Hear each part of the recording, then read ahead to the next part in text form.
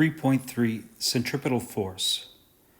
Think of a time when you were a passenger in a car going around a sharp curve at a high speed. If the car were going fast enough, you might feel the side of the car door pushing on your side. The implications of forces causing circular motion is one reason why highway exit ramps often have banked curves like the one shown below. A force is also required on objects when you swing a yo-yo on a string around your head. If you were to let go of the string, you would no longer feel the force, and it would continue in a straight line in the direction that you were moving. Let's take a look at this example of a yo-yo being swung in a circular path. At any particular instance, the velocity of the yo-yo and the force of tension of the string are perpendicular. If at some point you were to cut the string, then the ball or yo-yo would continue in a straight line in the direction of that instantaneous velocity at any particular time. Let's examine the forces that cause centripetal acceleration. Recall, centripetal acceleration is equal to v squared over r. And we know that the sum of the forces of centripetal force is equal to mass times the centripetal acceleration. So if we combine centripetal acceleration in for acceleration, we end up with centripetal force is equal to mv squared over r. Let's look at some sample problems.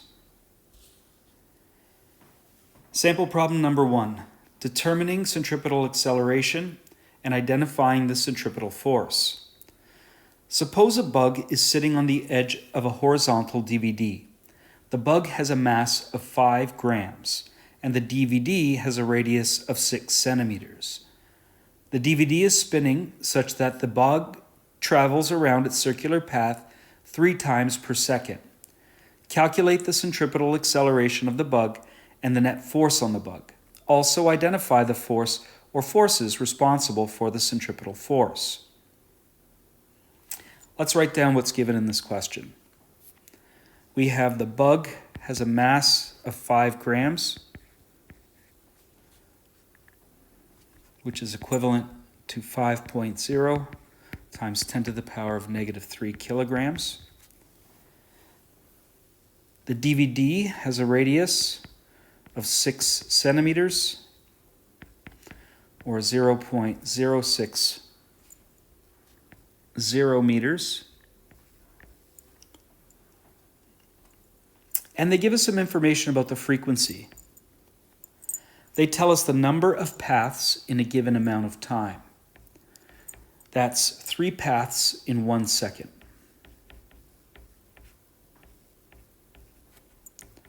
That results in a frequency of 3 hertz.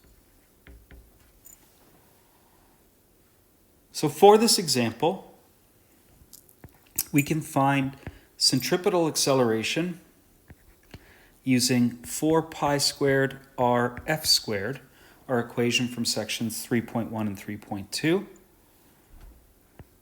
Subbing in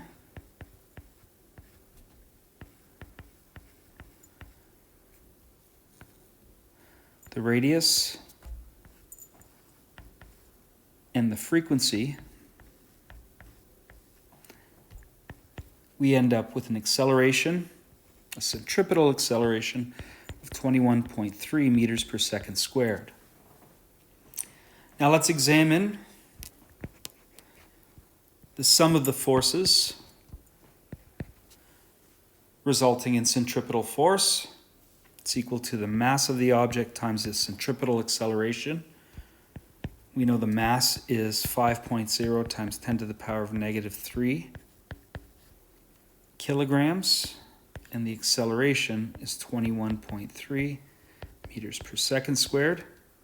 Therefore, our centripetal force is 0.11 newtons to 2 significant digits.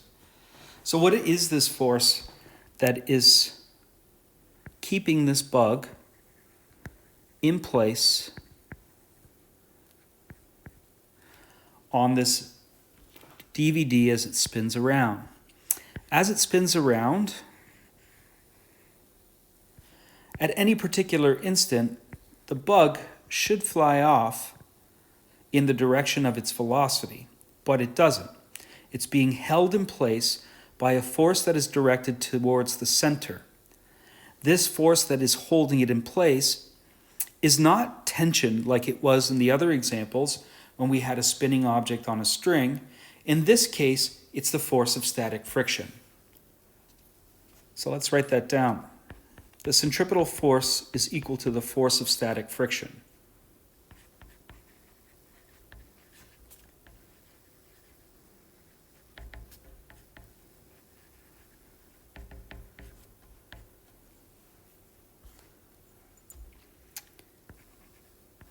Instead of tension,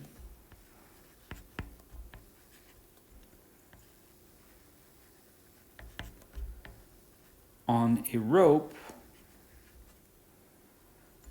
as we've seen in previous examples,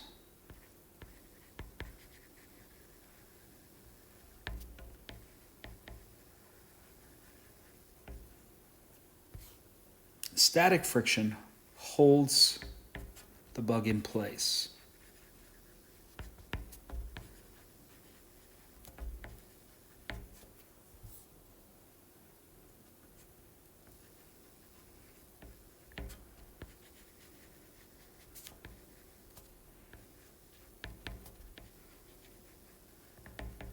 All right. Let's take a look at another common example, calculating the speed on a banked turn. A car making a turn on a dry, banked highway ramp is experiencing friction. The coefficient of static friction between the tires and the road is 0.60. Determine the maximum speed at which the car can safely negotiate a turn of radius 2.0 times 10 to the power of 2 meters with a banking angle of 20 degrees.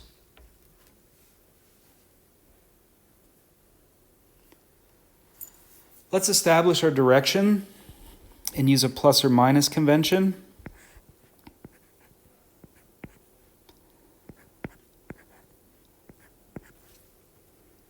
This will be our x direction. And this will be our y direction.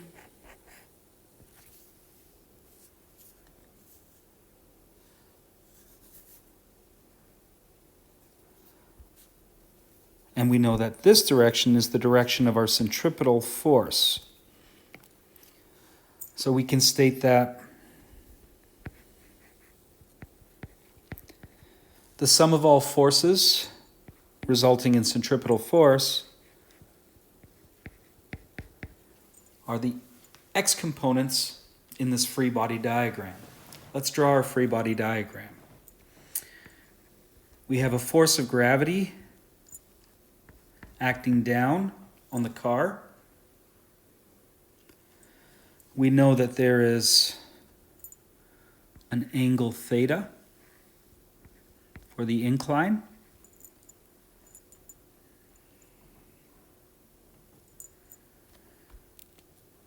We know that there's a normal force that's perpendicular to the bank.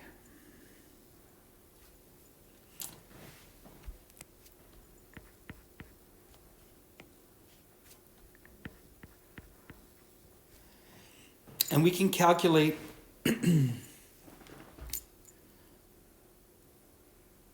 and also, there's a force of static friction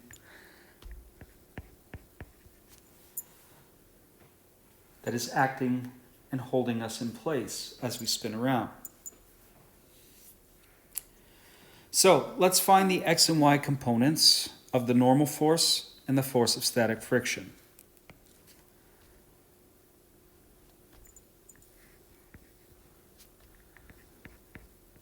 So the x component of the normal force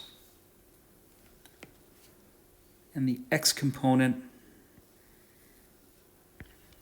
of the force of static friction. Slide this over so I have more room to draw.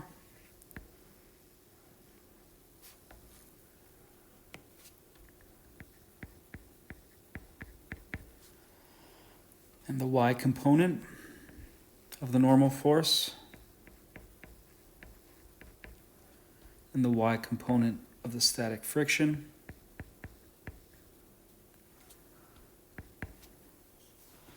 Now we can examine some of these angles, and we have transverse parallel line Z pattern. So we know that this is theta as well.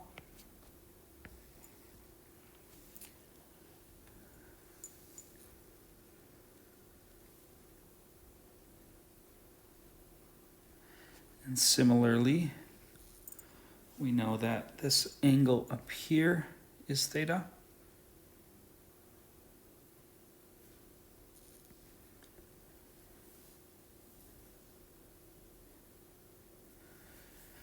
So, if we are writing out our x and y components, the normal force x component is equal to the normal force times the sine of theta, and the y component is the adjacent, so it's the normal force times the cos of theta.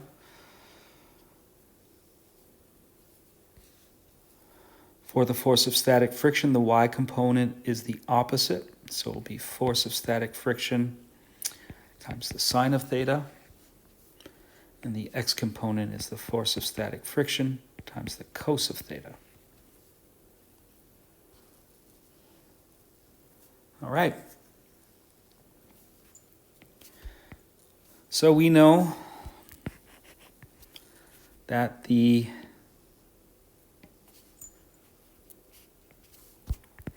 centripetal force is equal to the sum of the forces in the x direction.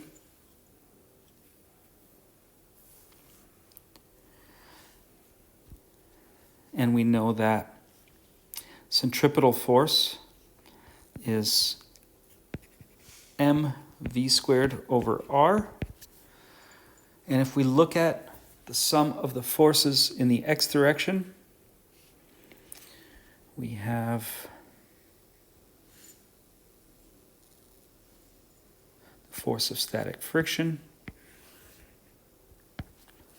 plus the x component of the normal force.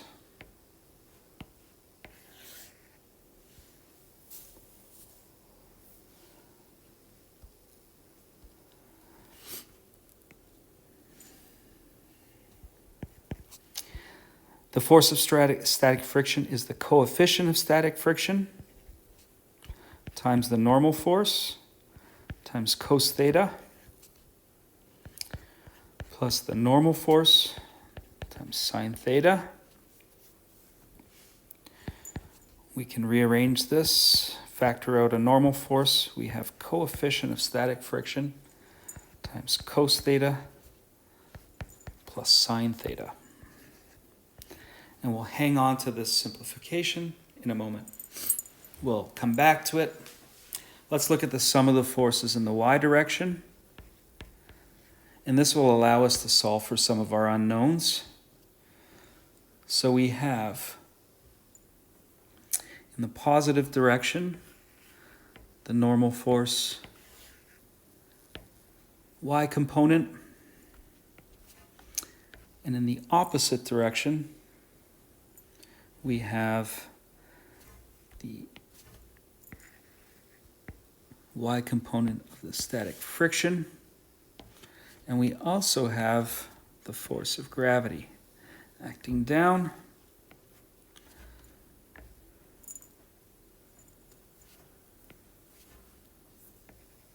Which I'll call mg. So in the y direction, the net force is 0, and we have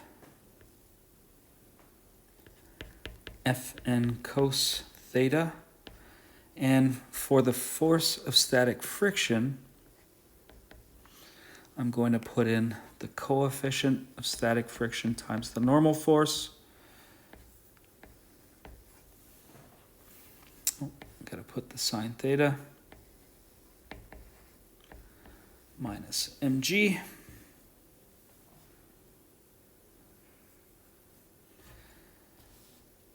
Remember, just in case you forget, the force of static friction is the coefficient times the normal force. All right, let's bring this mg over the equal sign. We are left with mg equals Fn cos theta minus mu s Fn sine theta. So mg is equal to the normal force. Let's factor this out. Cos theta minus mu s sine theta.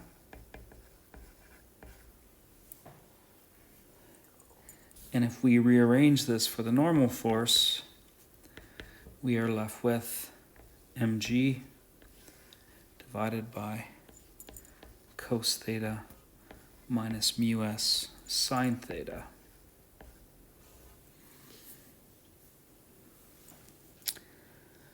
So if we know that the normal force is equal to mg over cos theta minus mu s sine theta, we can sub that in for the normal force here. And we're doing this all primarily because we don't have the mass, and we're hoping that maybe this mass will cancel out and we can write down everything we know, both the x and the y direction. So let's write this down. mv squared over r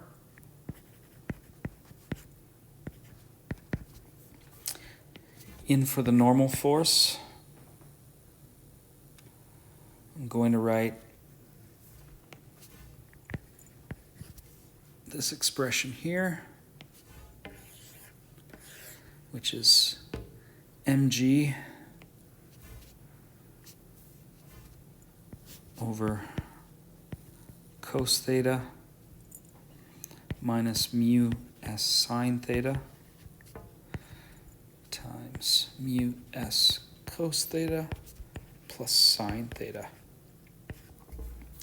Now I'm just going to rearrange this a little bit. So I'm going to have mv squared over r equals mg times mu s cos theta plus sine theta over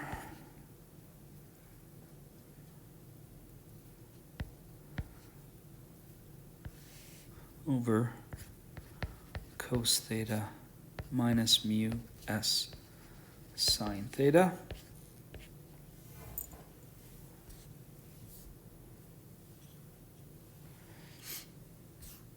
If I solve for v, I'm going to multiply both sides by r.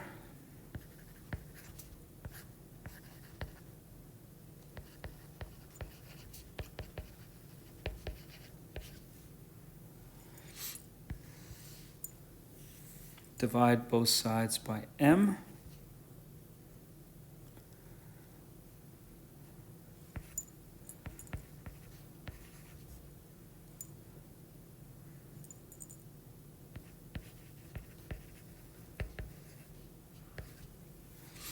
The m's will cancel out, and since this is v squared, I'll take the square root of both sides,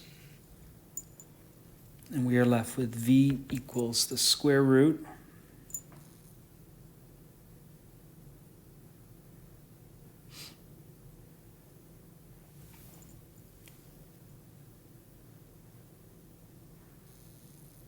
of R G mu s cos theta plus sine theta over cos theta minus mu s sine theta. And if we punch this in, sub and solve, v is equal to the square root of 2.0 times 10 to the power of 2 meters times 9.8 newtons per kilogram times 0.60 cos 20 degrees plus sine 20 degrees divided by cos 20 degrees minus 0.60 sine 20 degrees. I'll give you a second to punch this into your calculator, and we'll see what we get.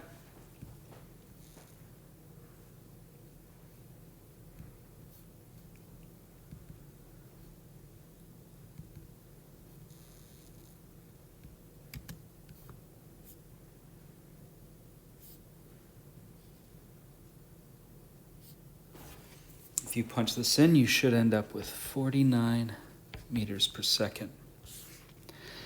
Therefore, the maximum speed at which the car can safely negotiate a turn with a radius of 2 times 10 to the power of 2 meters and with a banking angle of 20 degrees is 49 meters per second. It is really the horizontal components of the normal force and the force of friction that contributed to the net force and the acceleration. Note that this is the maximum speed the car can go, but not the speed the car should go. The car should always travel at a speed lower than that. All right, I've pulled sample problem number 3 because I think it's important. I've pulled it from section 3.4, and we're going to take a look at it. I think it's an interesting example about designing a space station. Consider a rotating space station similar to the one below. The radius of the space station is 40.0 meters. How many times per minute must the space station travel or rotate to produce a force due to artificial gravity equal to 30% of the Earth's gravity?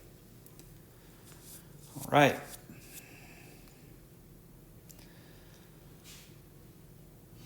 So, in this example, the centripetal force, the force that is directing to the center of the circle as this space station spins, is equivalent to the normal force acting on the astronaut. So we know centripetal force is mass times acceleration, and it's equal to the normal force. And we were told that this normal force should be equivalent to 30% of the Earth's gravity. So this mass times acceleration, centripetal acceleration, equals 30% of the force of gravity. That's 30% of m times g. So if we solve this, we end up with 0.30 mg divided by m, and centripetal acceleration is 0.30, these m's will cancel out, times g, which is 0.30 times 9.8 newtons per kilogram. I'm going to leave it like this without solving, and we'll be able to simplify it later. Now, we need to examine how many times per minute the space station would rotate to produce such a force. So what we need to find is the frequency.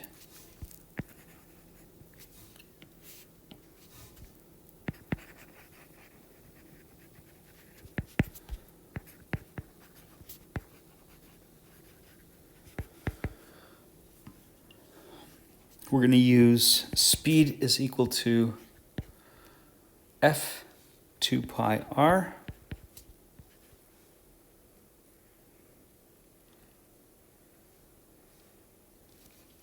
so frequency is equal to v over 2 pi r. But let's examine our speed first. Speed is equal to distance over time.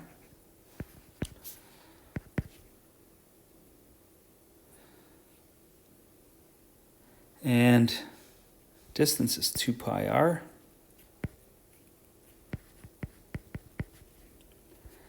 And the time it takes to complete a cycle is the period. So if we slide this over, 1 over period is equivalent to frequency 2 pi r. And that's how we get our equation V equals F 2 pi r.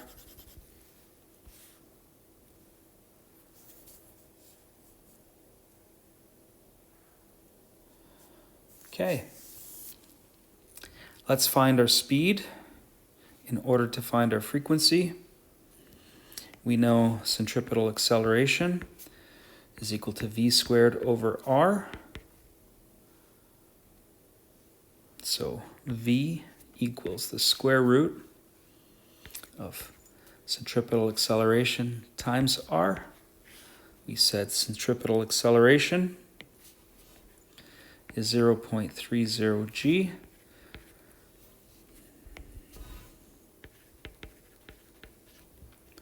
And the radius is 40 meters.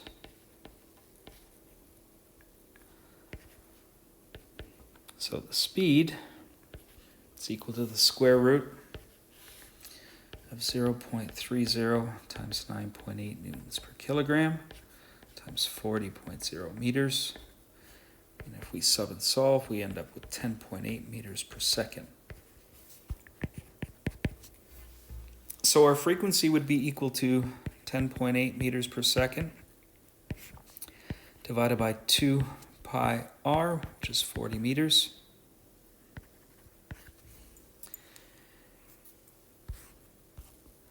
And we want to know how many times per minute it's going to spin.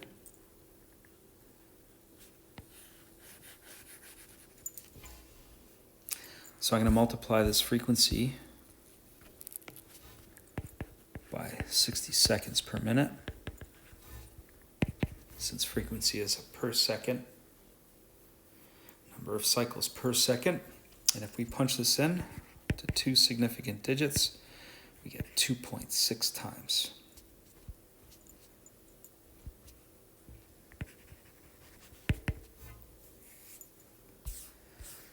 All right. So the space station must rotate 2.6 times per minute to produce a force due to artificial gravity equal to 30.0% of the Earth's gravity. Let's try homework questions, see how we fare. Good luck.